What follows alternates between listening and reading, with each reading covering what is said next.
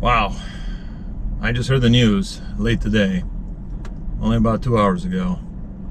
Charlie Kirk was shot in Utah, on a college campus in Utah, while delivering one of his speeches and doing one of his debate things while on stage. Shot in the neck by what sounded like a relatively medium range cartridge or higher powered cartridge of smaller caliber, possibly 5.56, the way it sounded like from the video. And it looks like he'd been either hit directly in the neck, or some say that perhaps it had reflected off a piece of body armor he was wearing underneath and had ricocheted into his neck.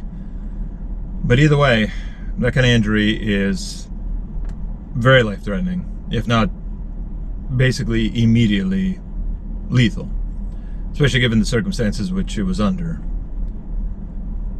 Of course, I was right in the middle of doing callbacks to reporters and conducting investigations, or starting the investigation process, not for Charlie Kirk, but for other cases in my local area. And of course, I didn't have a chance to really come down and start filming right away, so maybe one of the last ones to the party here, at least for the initial addressing of the incident. Sorry, the situation is a little bit devastating, and for some very key reasons which I'll bring up in this video, and less so because of how I feel about Charlie Kirk directly, and more so about what it represents and the precedent that it sets. I only had gotten to see the videos within the last 30 minutes or so. I had heard the news broke right in the middle when I was doing callbacks for people that had reported certain crimes and allegations to other people. And like I said, that kind of injury is very life-threatening, if not immediately deadly, depending on the angle, of course, and a variety of other factors. But it's, even if it didn't kill him right away, he would have died very shortly thereafter. I'm not sure if he did die. I hope he's alive and fighting for his life and able to survive, but the likelihood is very, very low. Likely he probably did pass away, probably very immediately. Of course, that neck area, the kind of the frontal area, that frontal-lateral area of your neck, or that ventrolateral area of your neck, I should say more appropriately, has, of course, your jugular, your carotids, which will cause you to bleed out extremely quickly. You'll be unconscious within seconds and dead within a couple minutes at most. Doesn't look like there was any ambulance there, or that they could get to him right away. Definitely no medics maybe right there on site, or at least the way the crowd was, I doubt they could get to him in time. Of course, they're going to need massive blood transfusions to just keep him alive, or at least crystalloid transfusions, a lot of fluids, just keep his blood pressures up. But likely would have been unconscious pretty quickly. And of course, depending on the trajectory, it could have also entered into the cranial cavity and damaged or severed the brainstem as well, which causes immediate death. There's nothing that can be done at that point to save an individual. Firstly, this video is not to take away or co-opt Charlie's story, or take away from what his family is going through, or what he's still going through if he's still hanging in there. Normally I don't jump in on trending events or topics of discussion. I'm a DIY guy on YouTube. That's what I do most. I do DIY tutorials and teach people things. All sorts of things, whether it's homesteading or automotive or building or farming, ranching, all those kind of things. And I'm a teacher. That's what I like to do on YouTube anyway. Now, on occasion, I will jump on with certain topics if it has something to do with who I am as a person, or has anything to do with the content of the channel. And in this case, it's both. This incident has a lot to do with both how the premise of our channel and me directly as a person. So, I want to start off with this, but make it very clear that I'm not here to take over his story or overrun, what's going on. I do want to present what I know about what happened to him, and firstly and foremostly, give my condolences to his family. I mean, condolences feels like such an empty word at this point. But truly, I can't imagine what you guys are going through right now. And Charlie, if you're still hanging in there, hang in there as best you can. This video is going to be very, very somber. It's not going to be my more usual kind of hyper and kind of aggro redneck style. It's Going to be very somber and very serious and very straightforward. And of course, I'm keeping the family in my thoughts and prayers, for as much as that means, of course. I mean, almost feels hollow to say it. But it's a tragedy what happened. It's a tragedy what happened. And regardless of how you feel about Charlie Kirk or what he stood for or what you think of him, a young man, his life was cut short by the most ugliest trait, the ugliest, most disgraceful face of humanity. Not liberals, not conservatives, not any of that. It's something that lives in all of us, that we must fight to change within ourselves. Hatred is the ugliest trait of all humanity. It's the ugliest face of our species, of our psyches, of our existence. And because of blind hatred, a young man's life was cut short. And however you feel about him and what he was doing, you may not agree with him, you may dislike him as a person, dislike what he says, but he was fighting for something very, very important that transcends beyond conservative or liberal, right or left, or far right or extreme communism or whatever, or SJWs or not SJWs or whatever it is. His main premise of his content and what he was doing was to bring the hard questions to your face, ask them directly to you, and make you really look at yourself and look at your beliefs and really look inside yourself to really understand, do you really believe what you were saying and what you were preaching? And to really ask yourself, is this something that really aligns with you inside? Is this something you can really agree upon? Is this something you really believe, or are you just following blindly?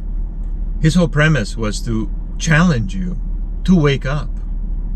And whether you still agree to whatever you were preaching earlier, that's fine. But as long as it's truly within you, and you understand it, and you can stand tall and actually speak, not even eloquently, just speak at all about why you believe that way and why you stand for it. That's something that's core to America. That's something that's core to human survival.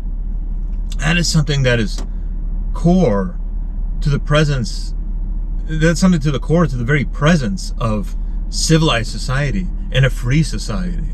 That's what he was really fighting for. And sure, it's transitioned into more clickbaity, and maybe some of his tactics I don't necessarily agree with, and the way he did things I don't necessarily agree with. He liked to really highlight people that didn't really know or understand things and really kind of make them look foolish, which I have my sayings about that as well. But nonetheless, his premise was to challenge you to really look within yourself and ask yourself, are you really awakened? Not awoke. Not woke. Woke is blindness. But to really be awakened inside, awoken. I don't want to even say awoken, because you're going to confuse it with woke. To be awakened inside. To really understand, is this something you really believe? Is this something that's in your heart? Is this something you even understand? Is this something that you can stand upon and actually argue and fight for your actual belief? With words, with intellect, with eloquence, with tact. That is something grand. Whether you agree with the goal of the mission or how he did it, it was a grand mission that he was on. Now, certainly, I didn't like him necessarily as a person. I found him grating, but again, his life was taken away. Out of what? Hatred? For what? For him speaking? For him challenging you to really answer to your own beliefs and stand tall on them? And be able to truly articulate why you believe that way? Is that something to kill a man over? This is the dangerous precedence that it sets. And I'll get into why that is later. Not much later. This is going to be a short video. But a little bit of background about why I'm even making this video and why do I even have anything to say about it. And how I even know perhaps he didn't make it. And what I understand about his injuries. Some of you may or may not know, I have alluded to it a few times on this channel and other content I've done. But before this, I was a physician, a doctor, an MD, internal medicine. And granted, I subspecialized in, ultimately subspecialized in geriatrics, and I was cross-trained in addiction medicine. That's ultimately where I kind of settled to primary care. But in the course of my training, we have to rotate through every single facet of it, of internal medicine and of medicine in general. And a big part of that was emergency medicine. And a big part of that also was trauma surgery, both of which I had trained and served on the services at Harborview, which is the Tier 1 or Level 1 trauma hospital in not just in my area, but a whole 5-state region. So I have a little bit of understanding and a little bit of stake being a former medicine man, essentially. During COVID, I had left and went into private business and actually built and operated my own long-term healthcare facilities. Ultimately sold those and did okay in business and transitioned to something more meaningful, which now I'm no longer practicing medicine, but I'm taking an investigative role. I work with the state government, my local state government, as an investigator. I investigate crimes against vulnerable adults and not only bring things to terms, but ensure that that vulnerable adult is protected and provided with the services that they need, or at least connected with them. So that's my role now, but that is my background. And the other reason why this is something so damning and meaningful and powerful for me, this situation, and what Charlie Kirk stood for and what he fought for, is that, again, some of you may know, I am a political asylumee to this country. My family and I came here in the late 80s, before the 90s. I was, of course, very young at the time. We fled the communist dictatorship of Nicolae Ceausescu, and we didn't know where we were going. We just wanted to get the hell out of there. We had targets on our backs. So we fled. We just wanted to go anywhere but there. Didn't matter. We didn't even dream about coming to America. So we eventually made our way to Western Europe and stayed in refugee camps for, my mom and I, 9 months. My dad, about a year, I believe. In Rome, we got separated. And then we were invited to come to the U.S. and sponsored by a Catholic organization. We're not Catholic, but they were so gracious to extend their support and their invitation to us. And we were invited to come to America and welcomed here, and of course became citizens. So I'm a proud American. But growing up, which I did, I spent most of my time growing up in this country. We did go back and forth between Romania and here, and I went to school some in Romania, and spent time there, of course, but mostly grew up here in this country. Still retain my citizenship. But I grew up with stories about what communism was like, what was like living in under that system, under that kind of dictatorship. It's horrid, absolutely horrid. And that's what makes me so saddened when I hear young people in this country that have never lived anywhere else, never experienced any other system, spouting off about how much they hate this country and how horrible it is. Is it perfect? No. Do we have a dark history? Yeah. That should be brought to the surface and addressed. Absolutely. Never forgotten, so we never repeat our mistakes. Of course. Absolutely. But to say that you hate this country and this is an evil place, you don't know what evil is. You don't even have the concept in your mind of what evil is. Period. You don't. You haven't had to suffer. You haven't had to wait in bread lines. You haven't had everything you owned and for generations taken away from you just because they fucking felt like it. Imagine that. And you got no recourse to fight it. Yeah, are there things like that that can exist in this country? Sure, but you have recourses. You have ways to fight it. There's things you can do. There you have nothing. Somebody just wants to label you enemy of the state? Good luck.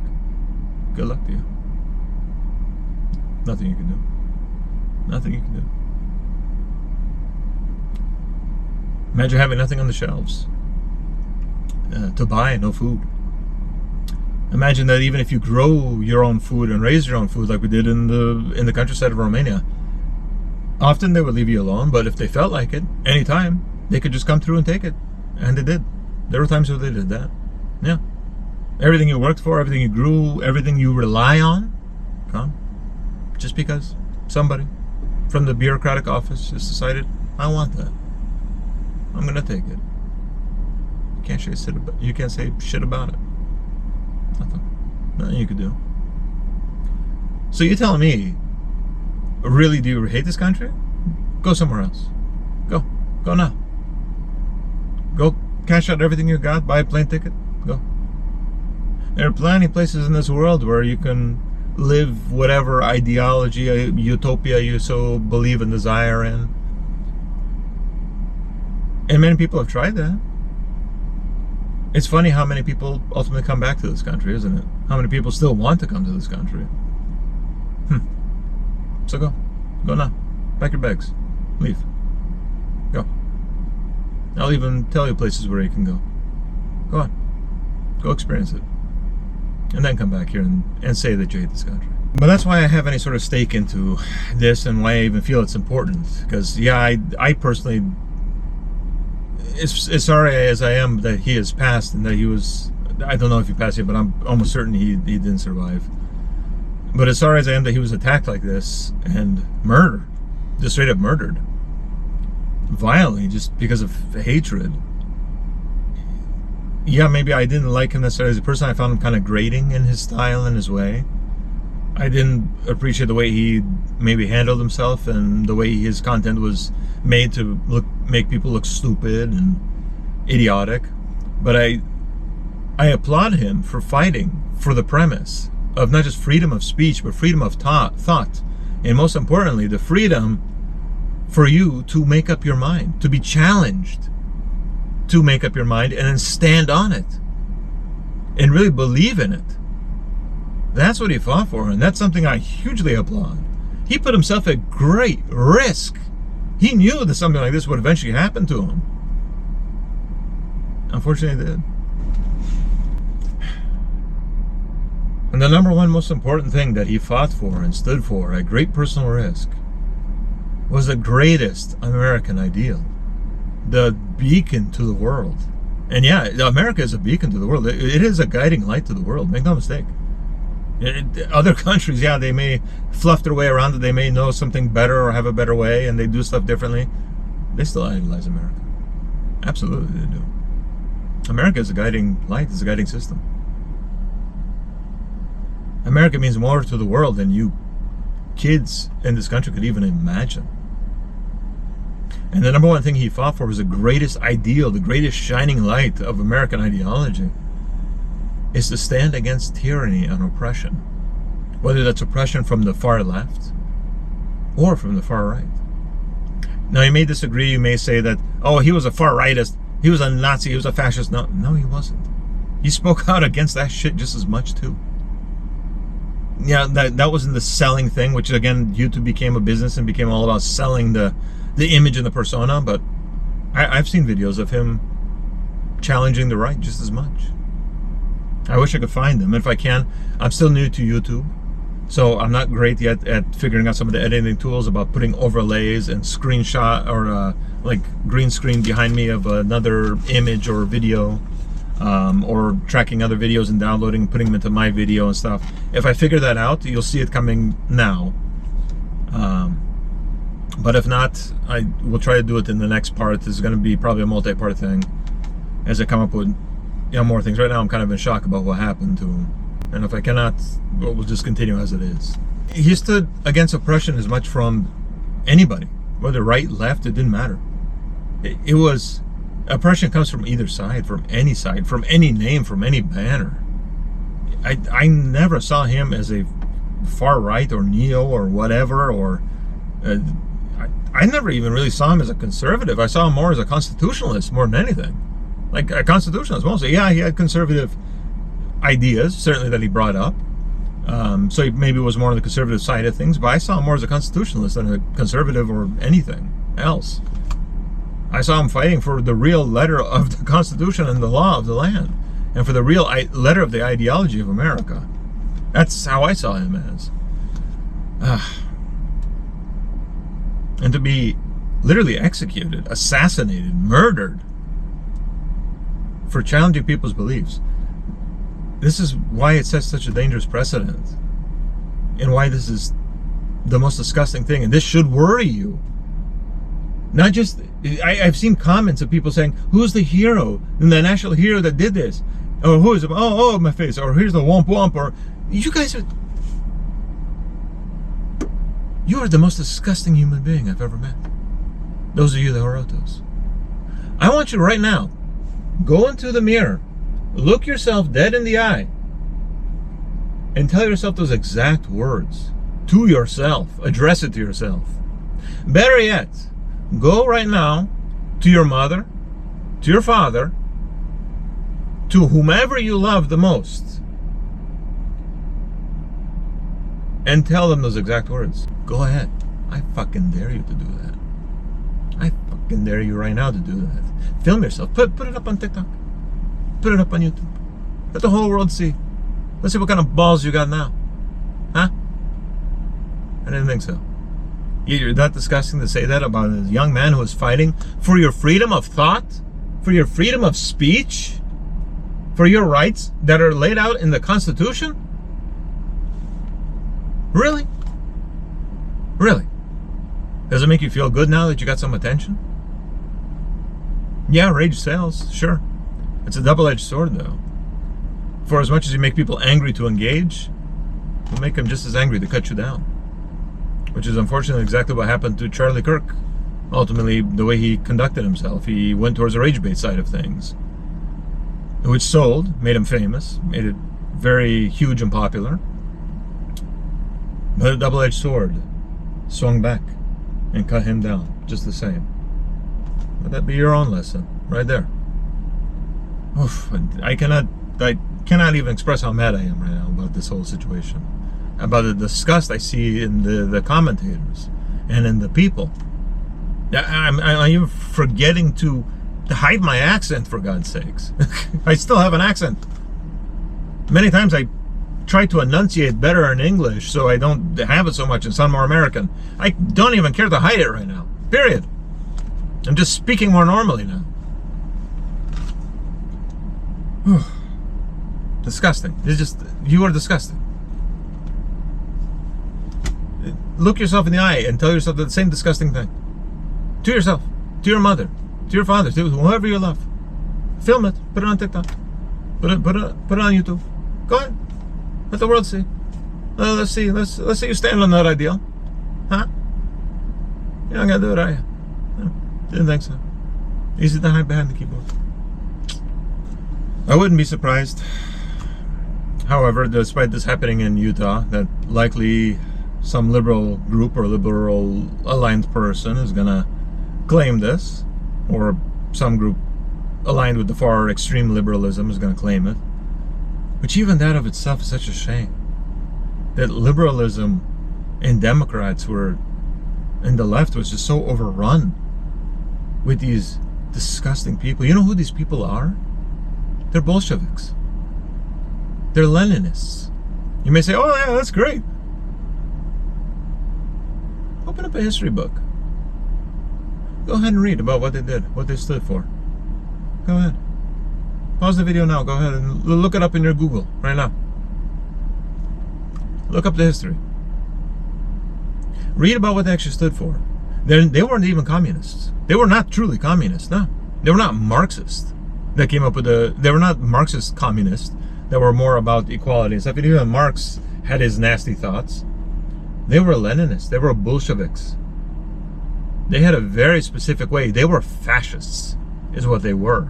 And you would say, no, they're not. They were against fascism. No, they weren't. Their ideology was based on fascism. It is aligned with fascism. It followed fascism.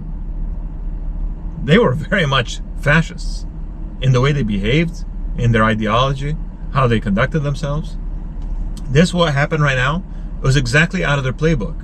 So much of the things that were happening throughout 2020 to 2022, especially with Antifa, which is supposed to be the Anti-Fascism League. Do you know who those people are? I'll tell you in a second. So much of that stuff was exactly what Nazis did, was exactly what fascists did, was exactly what the Bolsheviks did. All those people, all those groups did the exact same tactics. And this was one of them. They couldn't silence you with fear. They couldn't silence you with making you an enemy out of your own countrymen. They couldn't silence you by degrading you and ruining your reputation. They couldn't buy you out. So then they kill you. That's next. That's exactly what the Bolsheviks, the Leninists, and then later the Stalinists did. That's their playbook. That's what Ceausescu did. That's what so many other people did around the world that aligned themselves to that type of ideology.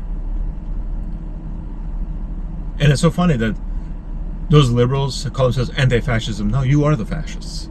You are literally the fascists. Do you even understand, young kids at home, what fascism even is? Let's delve a little bit into the history of fascism. This is why this is so important to me. This is what was important to me, and why Charlie Kirk, even though I couldn't stand his voice sometimes, even though I couldn't stand the way he did things sometimes, this is why I find him to be a martyr for the most important cause, which is the freedom of speech and the freedom of thought, and most importantly, to challenge you to think and really understand what you stand on. Yes, he was a martyr for that. Very much so. Let's talk a little bit about fascism. You know what fascism is even based on?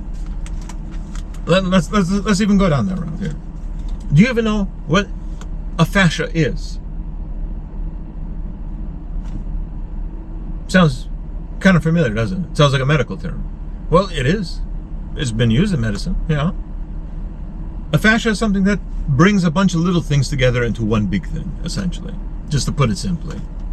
That was an idea that was co-opted very early on in the Greco-Roman period, and was really brought up in the Etruscan civilization. It was a bundle of rods that were tied together. It symbolizes the strength and unity of their civilization, of the state, and most importantly, the power of the state to control the people, as well as deliver corporal punishment. That's how it started out as. And a fascia is the bundle of sticks tied together with the legatura.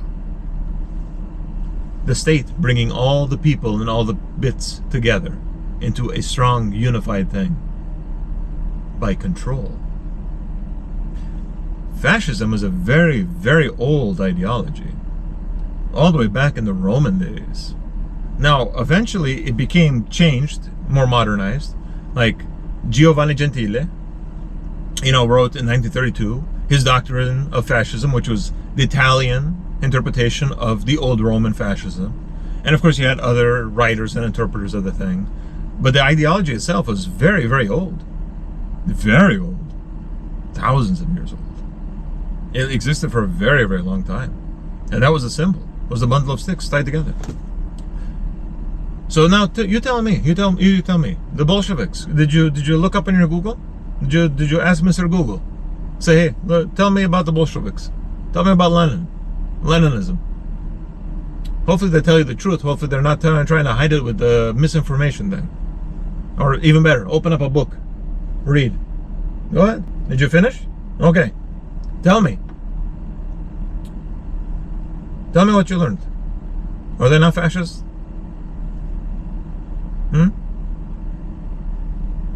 They sound pretty similar, don't they? They look pretty similar. Walks like a duck, quacks like a duck. Bundles the sticks together all the same.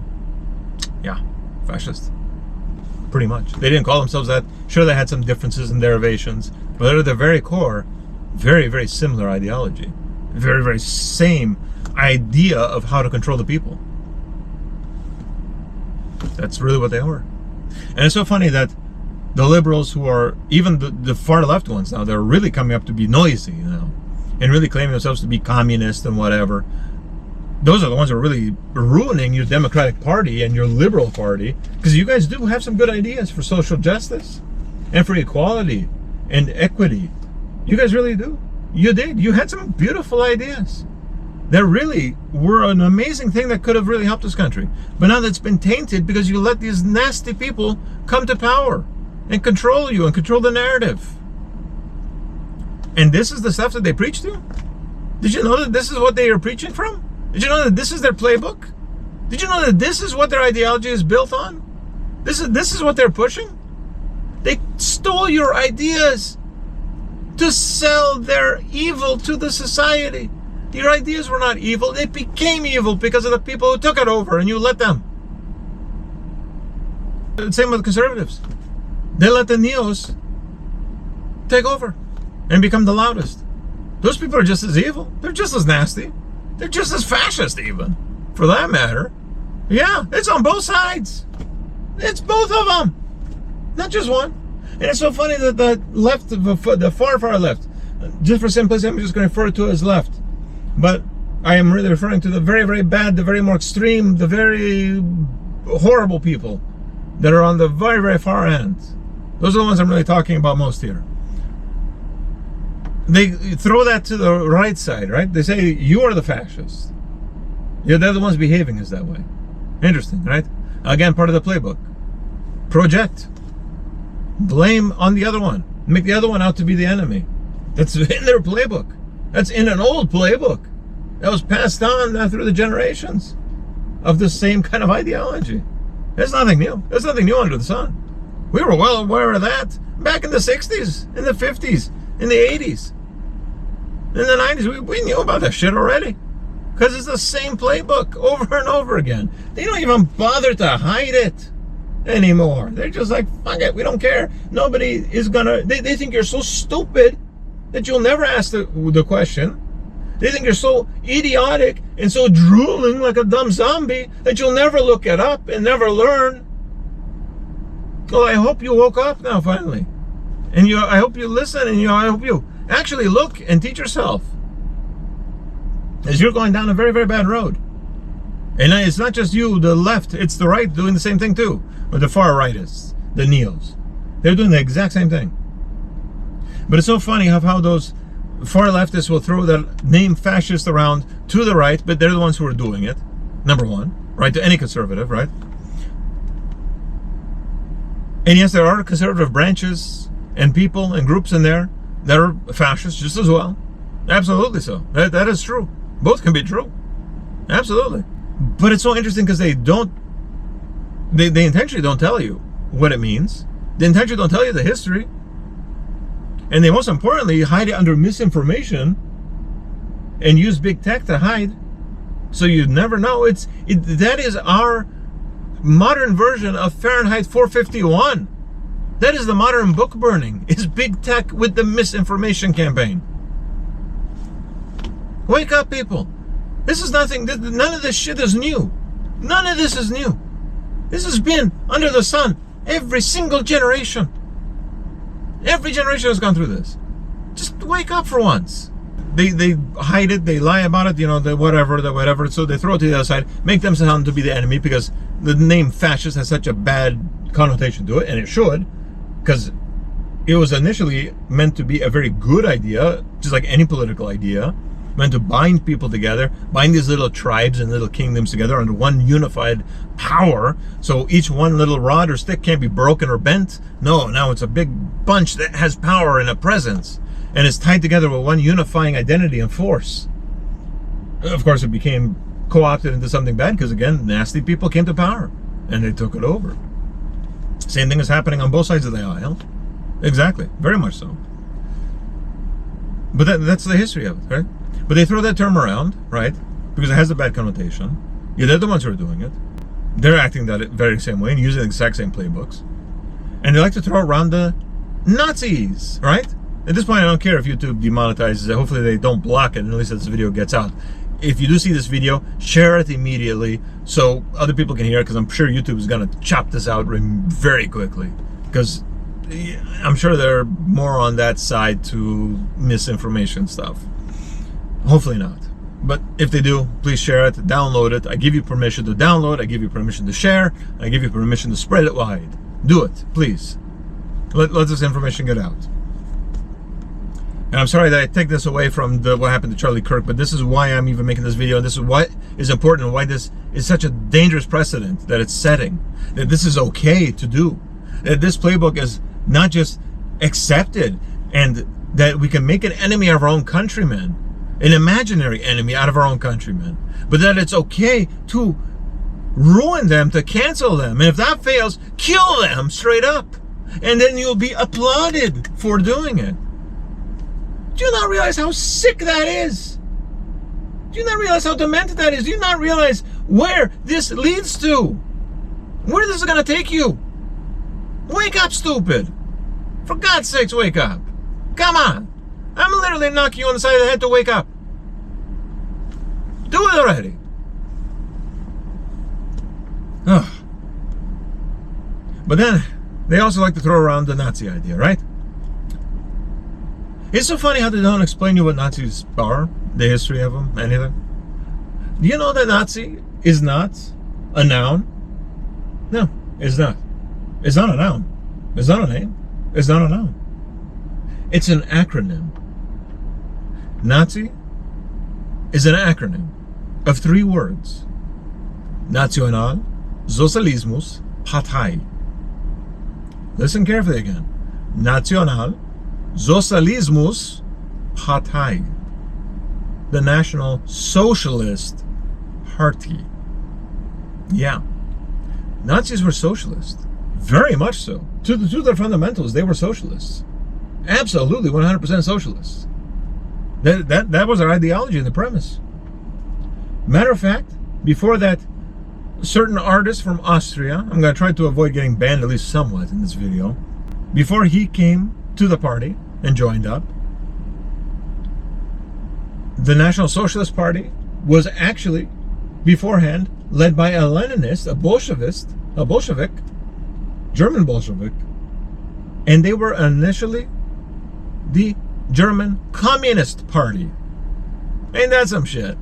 Did you know that? It's in history. It's not made up. It's history. When I studied biology, I also studied German. I took a minor, what you call a minor, not minor like below 18, but like your major was my mammalian physiology, and my minor was German linguistics and German culture. And of course, we also learned history through the literature. So I read things like Marx. I read the works of Marx in German. Things like Adorno, several other writers of the German Romantic period, and of course a lot of the history as well too. And this is history. This is true history. This is actually written down history. This is the history that they themselves wrote down. It's there in black and white, right there in front of you. Just go look at it. They initially were a communist party, a Leninist Bolshevik party. Now when Mr. Austrian artist came, right, he initially liked it because he himself became a Marxist before he joined. That's why he sought that kind of party out. He was a Marxist. Absolutely, very much so. He loved the work of Marx. He loved the ideology. He wanted to bring Marxism to Germany. Well, to Austria first, but Austria kicked him the fuck out, so then he had to go to Germany. Germany was more receptive because it was a little bit more tumultuous then. They didn't have such an alliance with the Kaiser, you know, so they were more ready for something new. There was more of a broiling going on there. So he was able to kind of get into the crowd, you know, and he joined the German Communist Party, which later became his party, which later became the Nazis, the National Socialist Party. Did you ever wonder why red shows up so predominantly in their banners and in their insignias and stuff? Red, that's not a mistake. Red is the communist color. That was co-opted by the Bolsheviks as the color of communism, the color of the power of the proletariat people, based on their ideology. That's why we had the red and white war between Russia and Finland. That's what they called it that. The Reds were the Russians because at that time they were already, the Bolsheviks were already in power at the time. And of course the Bolsheviks were trying to sabotage the Finnish government at the time and trying to basically coup Finland into becoming a Bolshevik state as well. So there was a lot of internal sabotage and internal fighting going on as well within Finland. And they called themselves the Whites because they were the Whites and the Pures. They didn't want to have anything to do with that. But the Russians came with the red to begin with. The Bolsheviks came with the red. That was a thing. There was a line to communism before Nazism. That's why they adopted that color in their color schemes. And then that's why it's still stuck through. Because guess what? That Austrian artist was a Marxist. So he liked to kind of keep that color going on through. And he saw that what they were doing, he didn't like some of the things that they were doing and some of the direction and the ideology and some of the tactics. He thought they were too violent.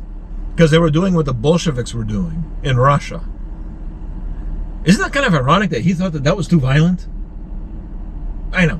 Irony of history. But really, he wanted to be more tactful against his own people. Now, outside of the German people, yeah, he became much more violent. But within Germany, for the most part, for Germans, he wanted to be very, very tactful with them. And wanted to really bring them into the fold. And if you were on that side, if you were a white German on that side of the fence and fit into the mold and the social ideology, your life was very sweet in that country. Believe it or not. I'm not saying Nazism was good at all. No, it was a bad system. But if you fell on the right side of it, you absolutely had a socialist paradise to live in. They were preaching all kinds of healthcare programs that were way advanced at the time to their own people, including no smoking, cutting down on meats, vegetarian diet, daily exercise, all this kind of stuff. Quitting drinking. I mean, what the shit? That stuff that's only been pushed now in the 90s and in the 80s and 90s in this country really hard, you know? At least I remember that way. But that was done then.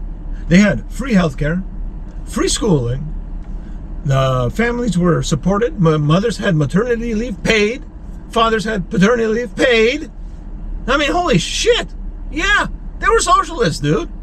By name and by their ideology and function. Now, if you fell on the wrong side of it, then you got effed really badly. But that's true of any system, really. But they were not a good system. No, they weren't. And that artist was absolutely a madman who was driven by amphetamines and benzos and other horrible drugs that really messed with his mind, and possibly steroids as well, too, actually, later in life, which really effed him up pretty badly. But not that he was ever a good person to begin with. He wasn't. Let's just be honest here. But that's the actual history. And it's so funny that they like to throw that to the right, that they're Nazis. Well, they're not 100% wrong in that, right? After World War II, the Nazi Party didn't die. No. It broke off into two branches of groups. One became the very obviously named neo-Nazi, which is the new wave of Nazi, who believed, ultimately, that the later ideologies were correct, but the tactics were wrong. They should have done it a little bit differently. Now, granted, that kind of changed over time, but that was the main premise. And then you had Antifa, or what became Antifa. Yeah. They started back then.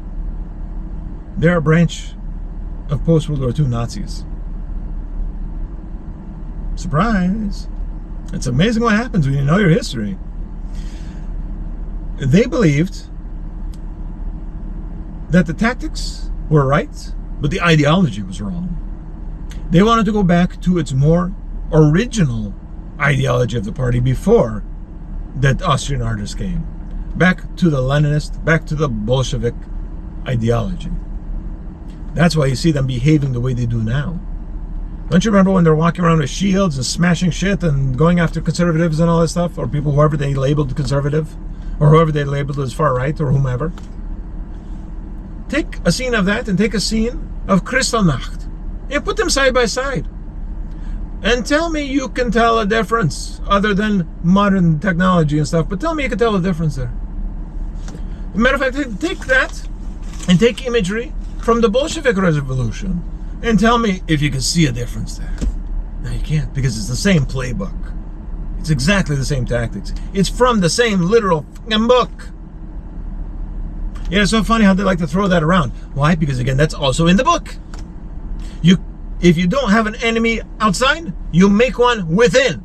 And you blame all of the ills of the society on them and make them the target.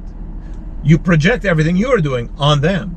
Because people will eventually notice that, hey, shit ain't quite right. It's not going the direction you said it is. They say, yes, because it's them who are the whomever or whatever. It's them. That is who's the one who's doing it. Go after them. Yet they're the ones who are actually doing it. That's a very, very old tactic. That's not new. That is not a new invention. Period. So that's why I have any sort of stake in this and why I even care about this at all. And why I care about what Charlie Kirk did and what he stood for. It didn't stand for conservatism. He didn't stand for the far right. He didn't stand for fascism or whatever. Matter of fact, I swear, I know I've seen him attacking people on the right and rhinos and whoever, whatever you want to call them, just the same. I wish I could find those videos. If I can, I will. And if I'm wrong, then please correct me. But I swear I can believe, unless this is a Mandela effect thing. But I swear I believe I've seen this before somewhere. Maybe he didn't, I don't know. But he wasn't really fighting for that side. He was fighting for your rights to think, your rights to have freedom of speech, and most importantly, your survival and your ability to think and truly ask you the hard questions to make you look inside yourself and truly understand what you believe in, and truly understand if this is really what you really believe. And then, only then, truly understand, do you really feel that way? Do you really believe that way? And if you do, he didn't attack you for it. No, he countered whatever points you said because he wanted you to stand on your feet and counter him back with your points. He didn't attack you, he didn't call you stupid, he didn't bring you down, at least as far as I remember. No, he just inspired you and pushed you to truly stand on your morals and your beliefs and articulate it and really make a solid argument. He was begging you to do so. And I'd never seen him really attack anyone or bring anyone down. That was not his point. That's not what he fought for. That's not what he died for. He wanted you, if you came up with a belief, a question, a counter, or whatever, to truly look inside and say, yes, I truly believe this, and this is why. And articulate it, and state it. And many times I've seen him say, hey, it's okay if we disagree. And it was. It wasn't about trying to be right. It wasn't trying, I understand the way his stuff was edited and framed was meant to make people look stupid because that's rage bait and all that stuff, which that's the part I really don't agree with what he did. He could have done it better, and he was doing it better earlier on. But his main point was to make you stand tall and articulate what you truly believe and make sure that you truly are believing what you're saying. That's really what the whole point was. That's what he wanted you to do. That's what he was asking you to do. Did he really deserve to die for that? Really? Would you like it if you died for that? Or if you were attacked for that? Or assassinated for that? Because it's amazing that you may think, oh, but we're fighting for the right side by doing that. Yeah. So, you remember what happened to those people that were supporting the Bolshevists, or even the Nazis, or whomever? You know, do you remember what happened when they finally came to power? And, you know, there was nobody else that they could fight against because either they didn't have the power to fight or they were getting beaten, or there was nobody there, or there was not a war at the time, or everyone got tired of the external enemy and didn't believe it anymore. You remember what happened? They turned against those same people that supported them and brought them out to be the enemy. Because what a great scapegoat. That's what they did. And that's exactly what that system is going to do to you, just the same. Don't be stupid. I mean, it's naive for you to think otherwise. It really is. Now, I myself, I don't fit into any political ideology. I don't consider myself a rightist. I don't consider myself a leftist.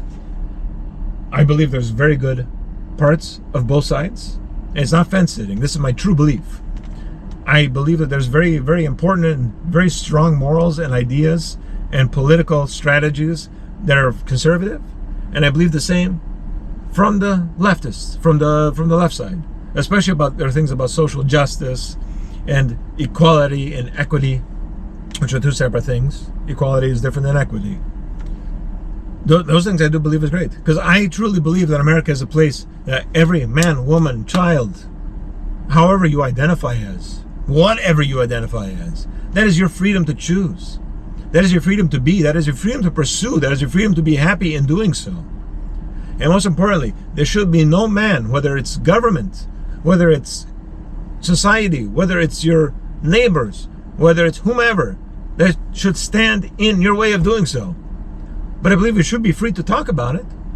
I believe we should still be as free to say that, hey, I don't agree with that. And you should be like, okay, well, how so? Let me hear your side. Okay, well, I agree with it, and this is why. That's what Charlie Kirk was trying to make you do. Now, sure, he went down the rage bait pathway, which is probably what ended up getting him assaulted like this. That's the part I don't agree about. But I believe in America, the American people first.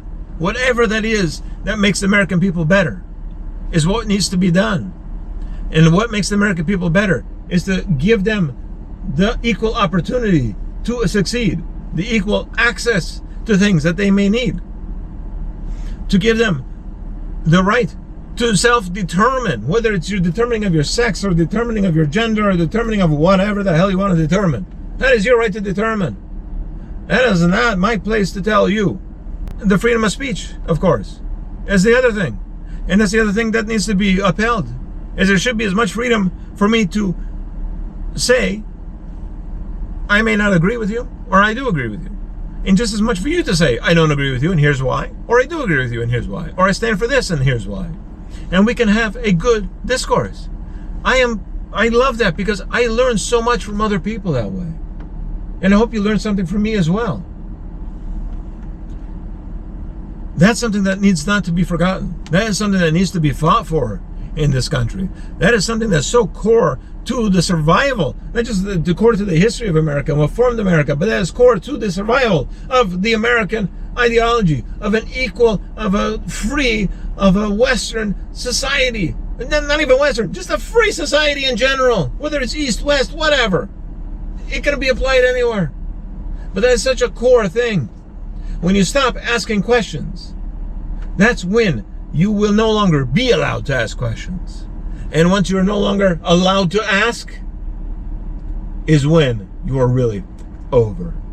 Because that's when there's going to be plenty to start asking about, but you won't have the chance or opportunity to do so anymore. That's already gone. So let this all be a lesson to you all. So whether you hate him or not, whether you appreciate what he did or not, understand what he was actually doing, Charlie Kirk. What he was actually doing. He was fighting for that right, for that freedom, for that ideology, for you to be able to say and believe what you want to believe, but stand by it. And open in discourse. And learn from one another. And it's okay to disagree at the end of the day. There's a place for everybody in America. There is. There simply is. That's the design of America. Now, granted, you can argue the history wasn't that way, it didn't live that way. Yeah, of course, there's always bad actors in it. But that doesn't mean that we cannot become that way. That doesn't mean that that isn't the true ideology. That doesn't mean that that cannot be what we strive for and where we're trying to go. That's the most important part. That's the takeaway here. And don't let yourself be blinded anymore. Forget wokeness. Wokeness is blindness. Wokeness was developed to keep you blind, to keep you deaf, to keep you dumb. And you can say, well, that's racist because they're black. No, they framed it that way, so that's exactly what people will say against you if you spoke out against it. It was a way to silence you. Black people in the audience, please tell me. Tell me right now.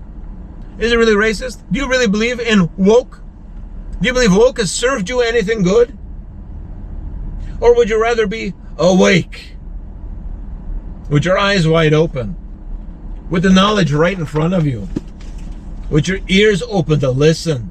And most importantly, with your mind open to think. Be awakened. Stop with these nasty comments about Charlie Kirk. About whoever did this. That person is a monster. If they did it with intent, they're a monster. If they were convinced to do it, then they are, unfortunately, a victim of very evil people. But most importantly, Charlie Kirk really should be considered a martyr for the fighting of the right to think, the right to discord, the right to argue, the right to stand on your morals and your principles, and most importantly, the right to speak to your fellow countrymen about it and to learn from one another. That's what he really stood for. So, this is definitely a loss to be mourned. Not just the fact that it was a young man who died, not just that it was somebody's son, somebody's brother who passed away, was murdered, not just passed away, murdered. Again, I don't know 100%, but I don't believe he survived. I really don't. I hope I'm wrong. But even if he did, I'm sure he'll be surviving with some very horrible injuries that left him with a very bad quality of life or unable to continue his mission. And it's not that I loved what he did or what he really was or what he preached necessarily, but I loved what he stood for. And I love the fact that he put himself at great risk to fight for it.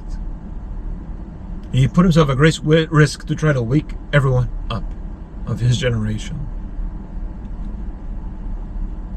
That's what we really lost here today, was that. So, you should be mourning the fact that it's been lost. And most importantly, we should not forget that mission, because it's integral to our survival as a free people, as a free nation, as a guiding light of the world.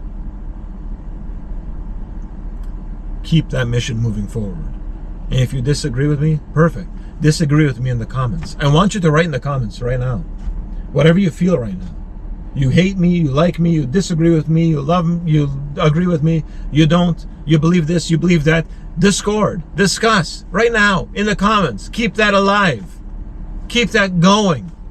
Don't let that drop. Don't let it die away. That's the number one thing that we must remember from Charlie Kirk. Whether you like him, hate him or not, whether you like or hate me, Discord down below. And don't ever stop talking. Don't ever stop asking each other the hard questions. True, try not to be nasty, try not to be mean. I understand emotions get involved. Everyone must understand that as well from one another, and give each other a little bit of grace and a little bit of forgiveness if they slip in that way. But discord and ask each other honest questions and answer it honestly. And it's okay if you find out that you believe something wrong or you change your mind. That's okay. That's beautiful. That's what the whole purpose is. And if you decide that you've actually ironed down exactly what you believe and you believe it even more, that's perfect too. That's the other part of the goal. To make sure that what you believe is what you really believe. To what you understand is really what you understand. To what you stand on is actually something that you really want to be standing on. That is the point. So discord right now below, and do not stop discording. Anyway, if Charlie didn't make it, rest in peace, my friend. And to the family, my prayers and my thoughts are towards you. And I hope you can find peace and solace in this time. And to the rest of you out there in YouTube land, wake up. For once in your life, be awake. And don't stop talking about being awake.